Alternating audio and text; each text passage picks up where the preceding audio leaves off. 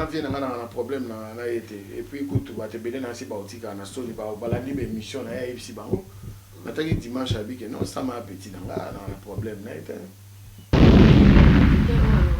moi le bagi qui yo na Mboshi na Suzuki par exemple za vraiment batira yo c'est la tête pour ngai yo bi que na lobango ça c'est un grand moment de ma carrière et puis servant à un tremplin parolier à artiste Kofi Olomide le baki oui beaucoup maté oui tamaté c'est qu'on est dans le yoga qui moto mon anniversaire il y a quartier la terre vous avez fait partie à généraux au babetana quartier la terre les nini les 25 ezara le bilobi à l'autre zano non na parlé au kitato non ça a un problème parce que Nazali a 23 ans. Na 23 ans Nazala, Sozuga Lelo 23 ans, Sozuga 3 Zongsi Bozongsi décima. Et ça lui 32 ans. Tu as vu ça qui note le maire de Paris. Beauté image 3W.beauté image. Hein? Tu as vu Sibino qui est Mikolo. Et logo ici la raté, bah oui la raté. Et logo ici la raté, bah oui la raté. Et puis Magambo Lukako, aussi les samons bino na beauté image. Beaucoup si ça mon a beauté image, le maire de Paris, beauté image, c'est le Scrum plus 10 Mr. Poutine et l'ombe Mobali, Abundaranan Koisamu.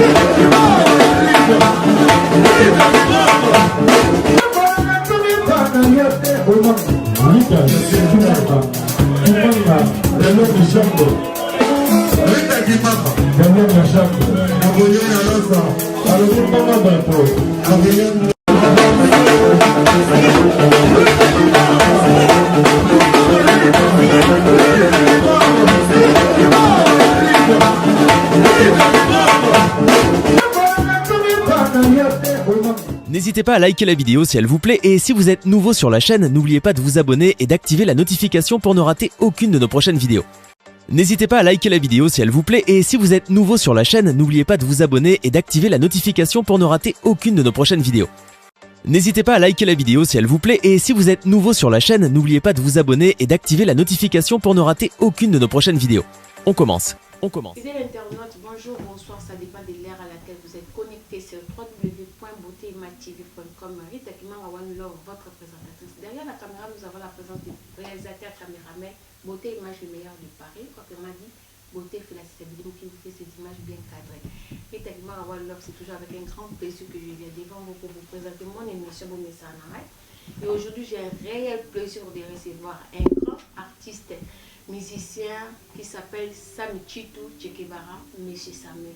Aujourd'hui, nous allons décortiquer avec l'artiste Samichitu. Nous allons parler sur son album Eyoma et d'autres choses, ses projets, ses promos, tout ça. Donc, fidèles internautes, restez connectés. Vous n'allez pas être déçus. Je suis déjà avec mon invité à qui j'ai dit bonsoir l'artiste.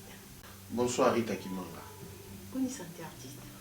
Ouais, en tout cas, santé, na rythme et yoma. Santé, na rythme et yoma. Et puis, toujours na Bonzambe. Nzamba zo sunga. Yango santé za bien.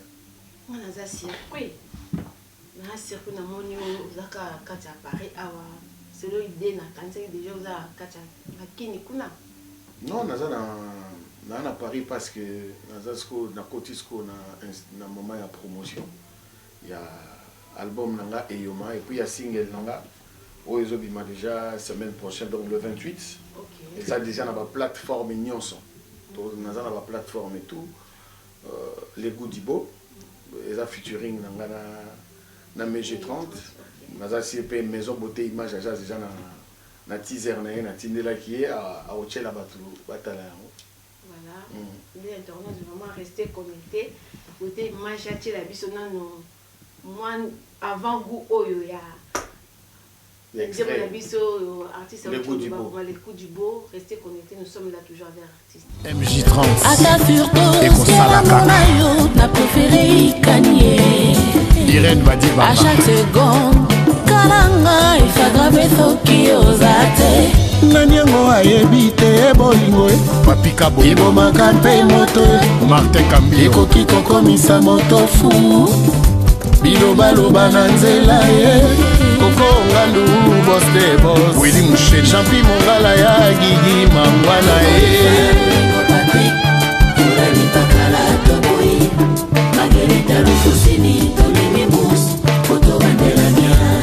L'empereur de Bakwanga Patrick Mukenge Chai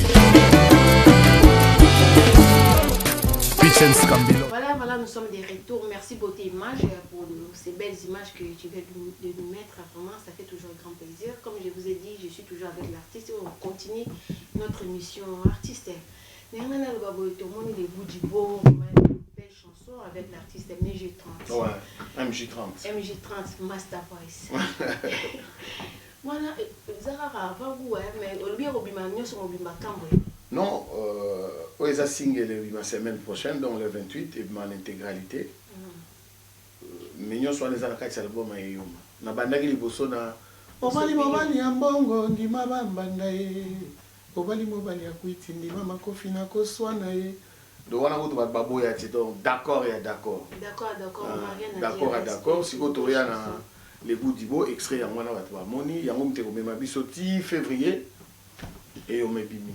C'est quoi album ya Yoma. Donc ozo trier kaka. Moko to on peut non, en intégralité, au Bimagnon le 19 février. Le 19 février, ce album est Yoma et Bimi. Mais ce que les gens ont un single, les gens ont un album, aux autres ont un momotier, aux autres ont un momotier. Après février, c'est quoi tu es dans mon terrain, tu vas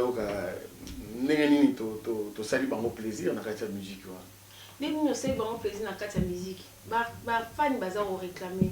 Parce que vous avez des fans partout au monde. Vous avez des grands hauts, vous avez des belles chansons, vous avez des concerts presque partout au monde. Il y a des gens qui vous connaissent et il y a des gens qui réclament même que cet artiste-là, on ne le voit plus, ceci, c'est là. Mais tout le monde qui est sopi, mon tunnel sur un arbre, quand je parle, je suis satisfait. Je suis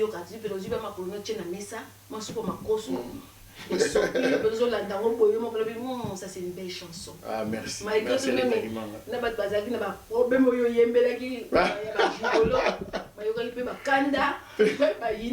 Non mais musique il fait à la vraie, il fait à l'original, inspiration il fait à la vraie. Il faut chanter du réel. Nako kobomba ma texte. Donc c'est notre quotidien vie wana.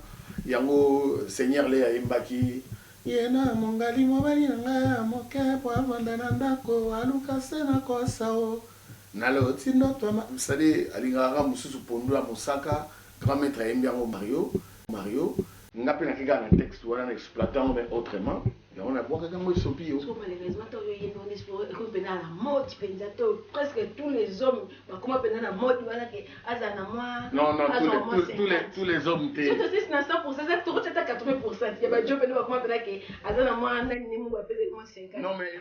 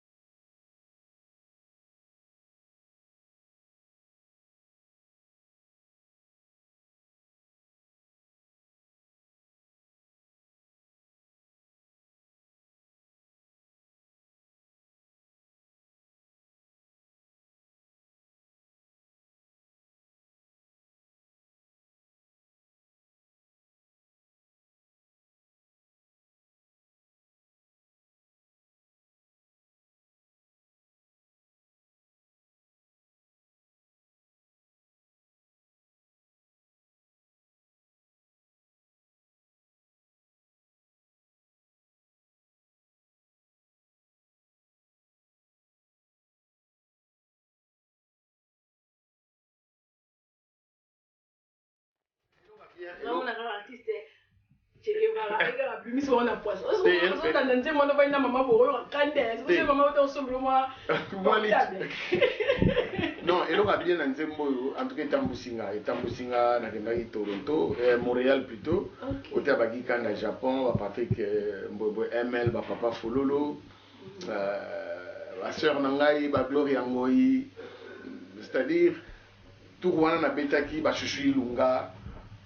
Vraiment pour les Sopio, qui est en Belgique, en tout cas, on a sillonné dans le moment. On a tourné dans le pays en France. Et ça a toujours bien chose au coup Nzembo, franchement, l'histoire de la chanson, les gens ils me font des cadeaux dans la rue.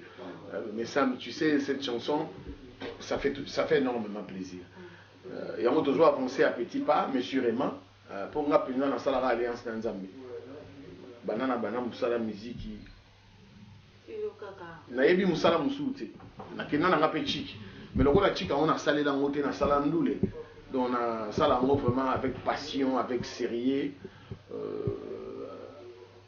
na alliance ka na Nzambe pour muta mokili so sala alliance le gars de se voir yo alliance a bien mais non mais c'est pour ton information Lelo c'est monsieur Samuel Lelo on a monsieur Samuel c'est-à-dire on a mûri, on a grandi. Non, comme ça, on va peut-être passer Samuel. C'est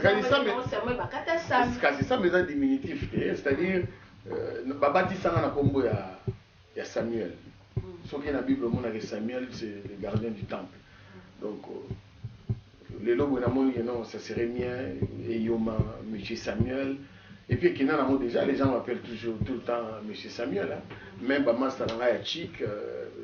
GG Kaloum et Baïpo, Moukadi. Ah, M. Samuel, ça fait énormément plaisir. Beauté, il marche pas bien à M. Samuel. Ah, donc, c'est-à-dire, Che Guevara Soute.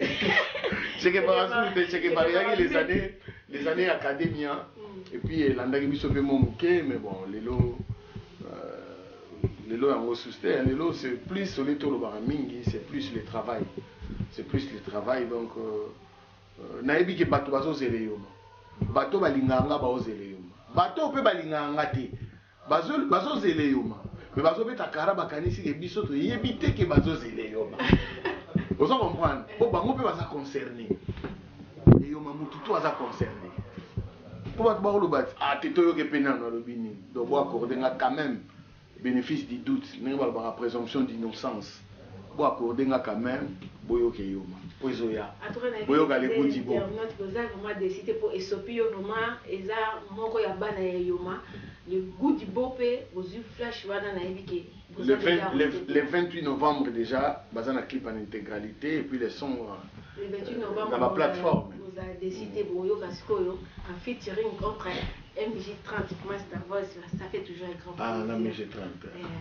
Et puis c'est un artiste. Nous, les chouko et zanini, album il y a eu ma tour, on tient à février. Mais idée nous zanini, aux années idée t'es vraiment il y a raison que ça t'a orchestre académie pour la minute on a la France à tous on orchestre c'était autre rôle la part je salue artiste Emile Alias il y a un rôle à Kazan orchestre parce que celui va bien c'est des concerts il y a un groupe mais à part orchestre zate. Non, mais l'idée à ça académie c'est un peu difficile parce que vraiment Barbara jamais la vie mais c'est un peu difficile pourquoi parce que les lots Mututu a quand même l'engagement Mututu a une occupation mais de temps en temps ceux qui t'ont sous à Benxibiso tout le temps on a biso to beti pardon to beti musique parce que c'est notre passion et puis c'est notre netinga boulot na ngeza randu na boulot musuti. Donc, boulot n'a vraiment ils allaient rendre.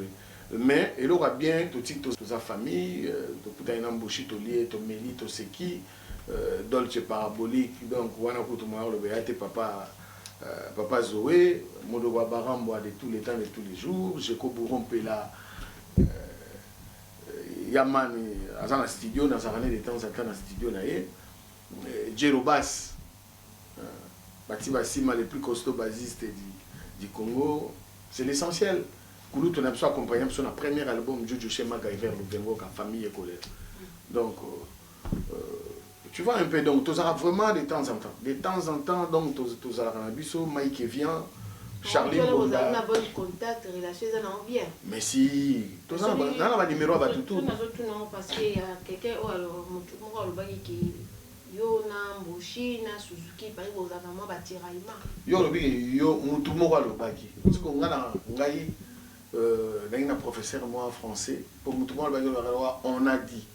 Un professeur moi français dans Saint-Georges à Zoroba en pronom de farceur. C'est un pronom indéfini. Là, à Mboshi, je crois, il y a une semaine, on a partagé à boire, on a grignoté quelque chose. Moi,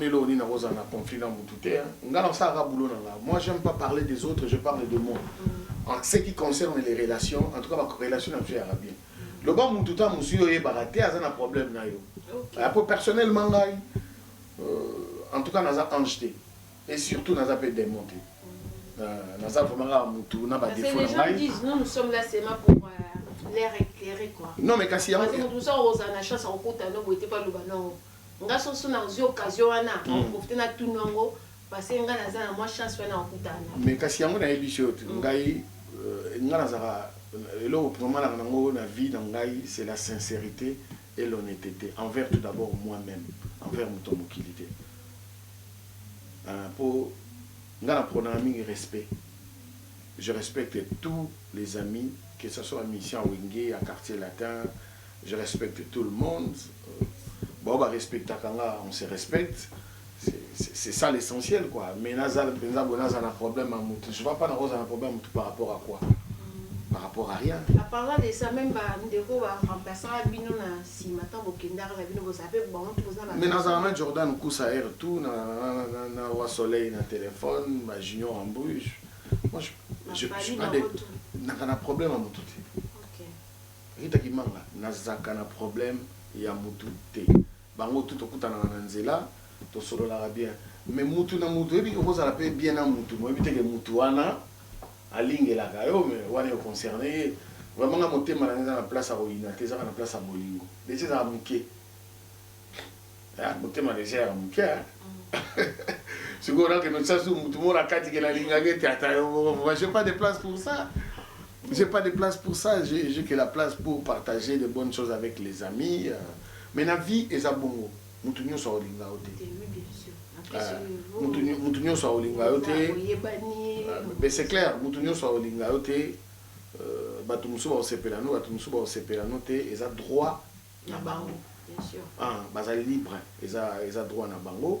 Le long dans ça la musique, c'est ma passion. Bah tu vas bien pour la musique, bah bien pour la maramusuté. C'est-à-dire, dans la place il y a mieux faut na beta musique et puis dans beta musique qui était pour na les cas X ou Y to Z.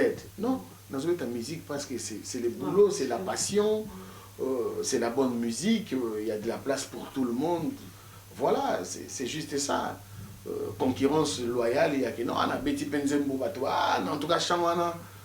Na fête ba robeta ra yote faut monter que faut pas beta batubele to na boîte faut monter que faut pas beta batubele vraiment sans rancune je taille mon chemin non c'est na batuba consommer les goûts d'Ibo dès la semaine prochaine que les gens aussi critiquent parce que musique c'est de la bonne musique l'oreille et puis je tiens à remercier puis Chens Cambilos Mouto a réalisé qui penan Zemboana composition et puis MJ30 ah non plutôt Makasi. Et puis Patrick Ikani, et puis mes musiques, on doit reproduire là.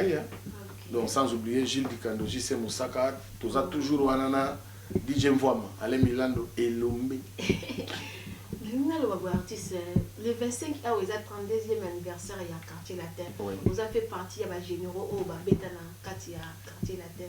Le 25 ils ont le lobby aux amis au Kitato. Non mais Quartier Latin pour l'angai c'est un grand moment de ma carrière. Et puis servant à un tremplin parce que mon toutou a quelque part. Bien sûr. Mon toutou a quelque part, c'est-à-dire que le roi Seigneur Lei a pas Grand Calais. Grand Calais n'est mentor mentor n'est Grand Calais. So je vais beaucoup Zaiko n'est monté Salibango. Après bah vient dans King Kester mené à Bayena Bembili na vive la musique, le canto, bastino. C'est-à-dire, on vient toujours quelque part. Donc, on a sauté parce que dans le bas, on a tellement d'émissions un grand respect. Pour l'orchestre, c'est bon, on avait ça, un succès dans le Congo, on a ça une année. Non, ils ont un problème parce que nous avons 23 ans. Dans 23 ans, nous avons 23 ans, 3 ans, décima. Et ça, il 32 ans. Comment on dit? Mais nous avons 23 ans. Inverser le chiffre. 3 et les bossos, et ça, il 32 ans.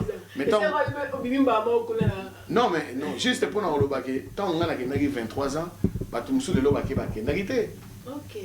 Tu vois, donc ils sont normal, ils ont été pour la ligne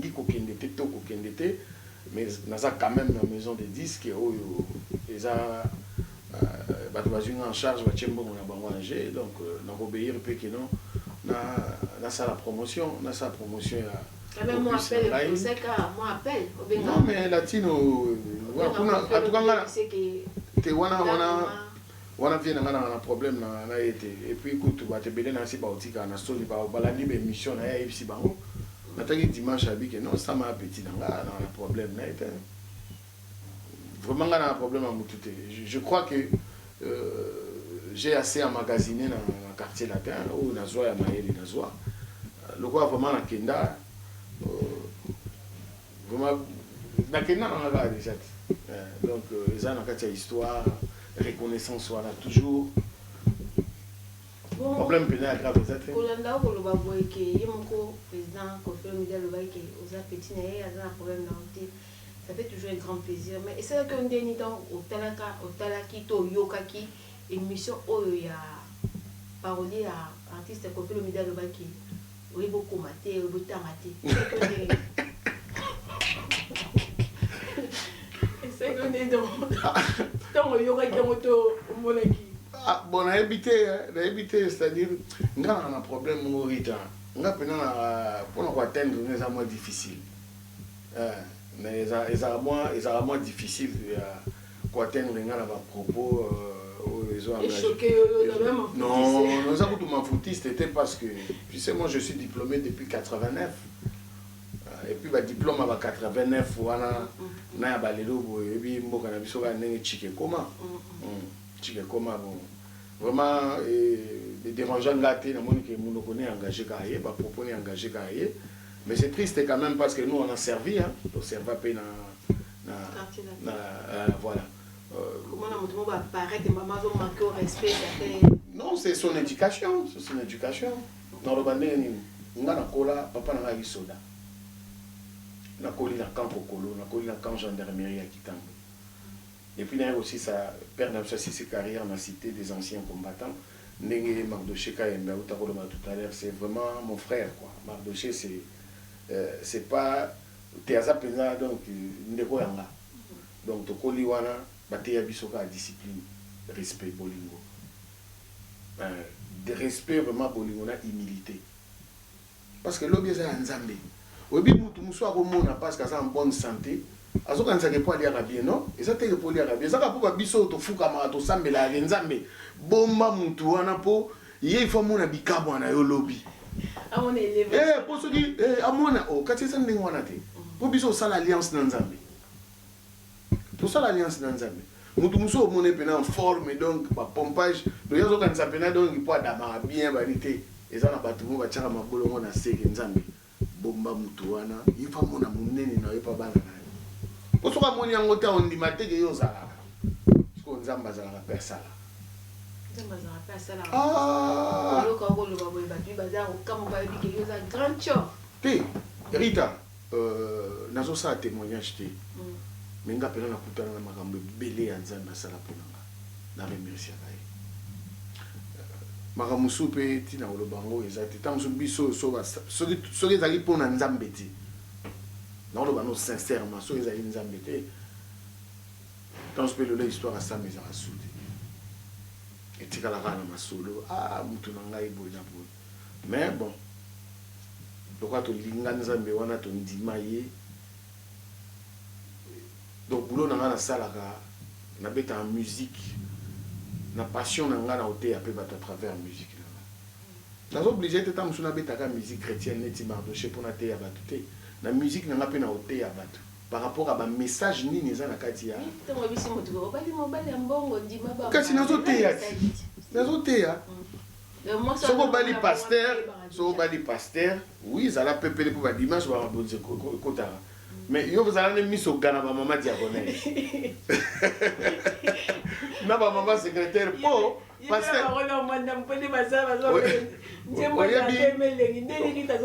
obali mobali ya mbongo ndima bambanda ye obali mobali ya zuwa obali parano obali pastere ezala pepele na mabonza mais sylve yakaba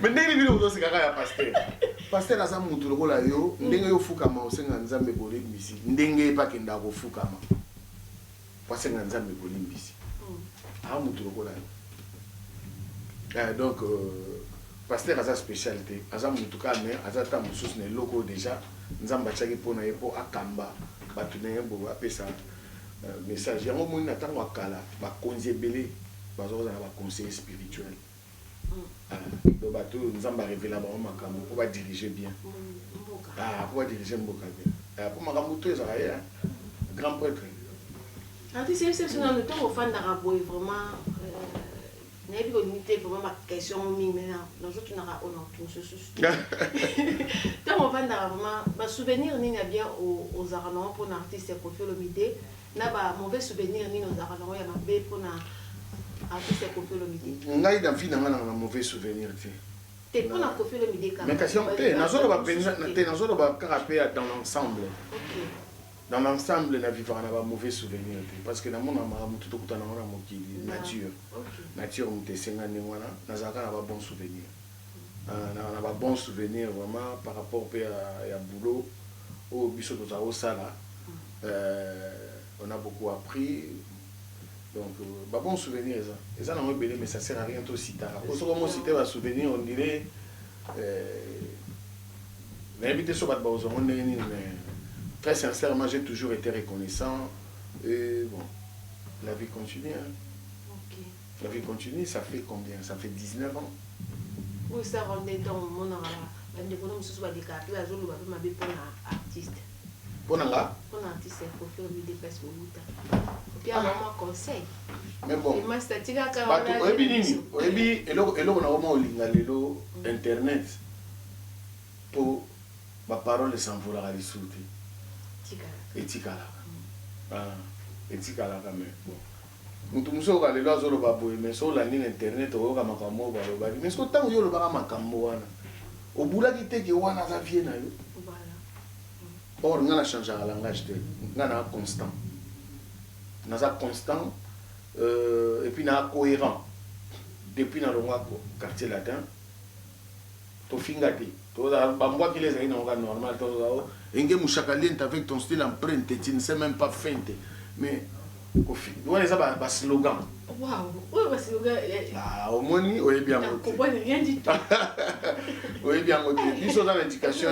On appelle moi un peu voyou. Non, tu vois, le va rappel. Donc, il tapote au chlore. C'est-à-dire, on a dans l'éducation. Bah, éduquant, on a Koffi. Moi, j'ai des enfants, bah, Mikolo. Ba petit ba mikolo ba mo pe ba s'intéresser ba tali pe makambozo ba mon père na banga zo finga na c'est pas dit so moni mutazo finga bon il a été éduqué comme ça. OK, merci beaucoup. Mes salutations à arbitre Congo Meliso ya rouge ya bleu ba melasima ya solo les goûts du beau yango ni makambo ni chabanzo la confort la civile ba bi moi si a pembe aya na ngajidi kana motema mapo finini ba bi bio na bio jonga kula ba bi to kenda komona na mona ni ko to ya mantaliza bien pas bien na biso jonga okula kitambo ko ya te donc toujours quoi. C'est ce qu'on trouve sur la FM. Je suppose que les aïeux ben nini poto lobela. Eyoma. Album Eyoma. Yango nde makambo. Pona bano Rita. Rita. Batutu ba ozele Eyoma. Ba ozele Eyoma, on a fait bien mais. Na l'église ba ozele Eyoma. Pourquoi pourquoi les goûts du beau? Les goûts du beau. Tout ça va bonne ma côté. Le goût du beau, les savoirs, comment dirais-je, les choix de bien faire, quoi. Hein? Les savoirs de mieux faire. C'est-à-dire, le goût du beau, quelque chose de bien, quelque chose de beau. C'est-à-dire un choix, c'est-à-dire un bon choix. Pour tout le monde, un bon choix. Le goût du beau. Un bon choix. On a ce que Patrick Ikani a dédié les chansons. C'est lui aussi le producteur du projet et puis mes musiques. Bien et puis dans bien. Non. Le goût du beau, c'est la musique qui a Pitchen Scambilos. Bon, ma parole, tu kangisa on a Pitchen frère nanga moi en Belgique, cousin nanga Vicky Nasdaq. Abeta pepa mokwa bongo tout ça. Sali Pitchen a sali musique na cette chanson me ressemble. Oh, penezo ressemble et puis et aussi moi il faut MJ30. Allez, tu vas nous comme ma parole. bien comme c'est-à-dire donc le résultat est là. Le résultat est là. Mais dans la chance, tu peux mieux, plus mais il y a bien quoi. Mais c'est l'album où on a collaboré vraiment là, bien. Plus mais il y a bien, plus mais il y a bien donc. Et puis côté conseil. Tant on a vu ceux qui ont l'éducation au fil de la télé. Nous avons beaucoup de gens qui ont mbaki malauka. Yarouf mbutanganga, vieux mabis moucheki. C'est-à-dire que si on a une polémique, on va bien fâcher. Même Master Ngai, James Kanda, Petit Nanga, Will Brika Yembe, c'est-à-dire aimer Kanda dans Londres, Era Ramsès, le sénateur Didier Imbondo, Benoît Louyeye, Nenette, dans Suisse, c'est-à-dire Petit Nanga et Vicky Kouli, Balinga Royo Kanga Kutu, Nakatia ma polémique. Chalet Chamba, Balobi, grande citation, sans oublier Tens Mayemba, Chalet Chamba. C'est un hôtel avec mission dans la Bolingara, ma casse, pour moi ça me fait un grand plaisir. Il y a un dédicace à Bino, ma grande citation à Bino parce que vous allez vraiment me faire ça ma bonne santé. Merci à tous. Continuez. Voilà, et là on a donc Nazaratam sous les Cambo, je dois toujours demander un conseil.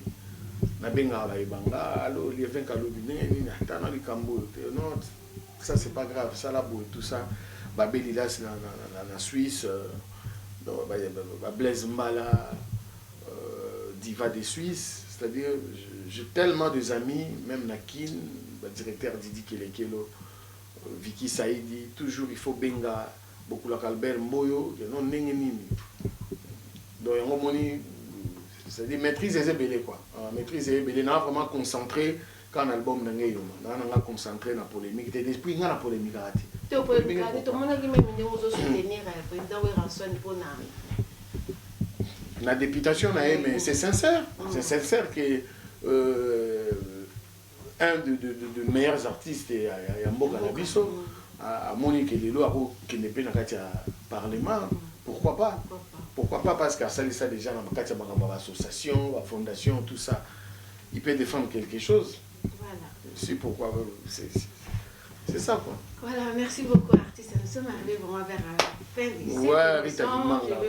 Je vais demander si vous pouvez passer un message pour les fans, les followers de Beauté Image TV qui nous suivent. Tous les amis de Beauté Image TV, c'est pour la semaine prochaine, le 28 novembre 2018, la sortie officielle de votre single, de votre artiste, Monsieur Samuel, Les Goûts du Beau. Et le 8 décembre, je serai à Bruxelles pour un concert. Moi si des sacs, moi si des talents. Donc même la binopé avant goût il y a les goûts du beau. Donc on est ensemble quoi. On est ensemble. Tant les amis il y a tout ça là à Moussala quoi. Tout ça à Moussala et puis c'est à vous d'apprécier et de critiquer ce qui est tout à fait normal et légitime. À très bientôt. Voilà, merci beaucoup artiste. À très bientôt, donc le 28 awa. domingo dans le bezate le goût du beau t'évites sur un qui s'en met monsieur ce soir pour voir le beau sucre en dame ce qu'il faut que non tu n'as sucre c'est comme qui mou qui goût mais c'est posé ma question on a c'est mou na l'os autonome à kemba donc le goût du beau le 28 va tout ça va se là sans oublier album Yoma tout on a février les internautes tellement avant toujours je suis là pour satisfaire pour les informations sur nos artistes. Ça fait toujours un grand plaisir pour les internautes rester connectés sur www.beautéimatv.com et tellement je suis là toujours. One love. À bientôt. Obali mobali ambongo di baba manda beauté. Obali mobali azua, obali parano. Soki obali combattant linga Congo. Et ça va makambo, nous c'est ça bioma na bioma. Allez, beauté image, beauté image, beauté image.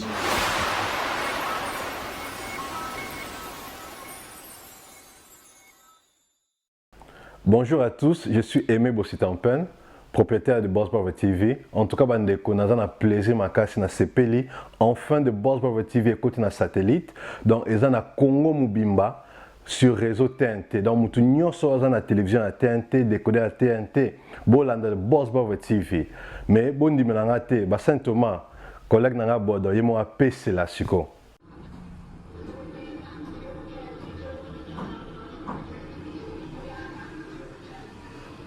Salut, c'est Rock Bodo, l'artiste premium. Suivez comme moi The Boss Brother TV. The Boss Brother TV à Kinshasa déjà.